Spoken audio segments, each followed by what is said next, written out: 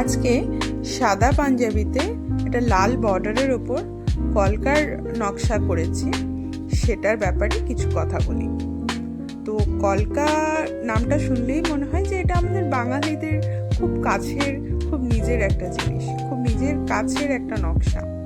কিন্তু এখানে একটা ইন্টারেস্টিং কথা বলার আছে যে কলকার নকশাটা কিন্তু অনেক পুরনো। এই নকশাটাকে ইংরেজিতে পেসলি মোটিভও বলা হয়। এর মেনলি উৎপত্তি পারস্য, যেটা বর্তমানে এখন ইরান। এখানে এটার জন্ম হলেও পরবর্তীতে কি হয়েছে, ভারতীয় শিল্প, বস্ত্র শিল্পে এটা ভীষণ জনপ্রিয়তা অর্জন করেছে। বিশেষ করে মুঘল যুগে এই নকশা শাল, শাড়ি, পাঞ্জাবি ও বিভিন্ন হস্তশিল্পে ব্যাপকভাবে ব্যবহার শুরু হয়।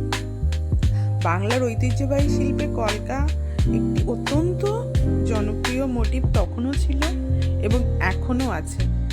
এই কলকার নকশাটা আমি এমনভাবে তৈরি করেছি যাতে ঐতিহ্যের সাথে সৌন্দর্য আর আধুনিকতার ছোঁয়া দুটোই থাকে। লাল আর সাদার এই মেলবন্ধন আমার কাছে সবসময় খুব আবেগের, খুব আপন একটা অনুভূতি। কারণ একটা হাতে আঁকা পোশাক শুধু পরার জন্য নয়, এটা নিজের শিল্প আর অনুভূতিকে সঙ্গে নিয়ে চলারও একটা মাধ্যম। আজকের এই ভিডিওতে আমি দেখানোর চেষ্টা করেছি কিভাবে ধীরে ধীরে এই বর্ডারের কাজটা সম্পূর্ণ হয়েছে।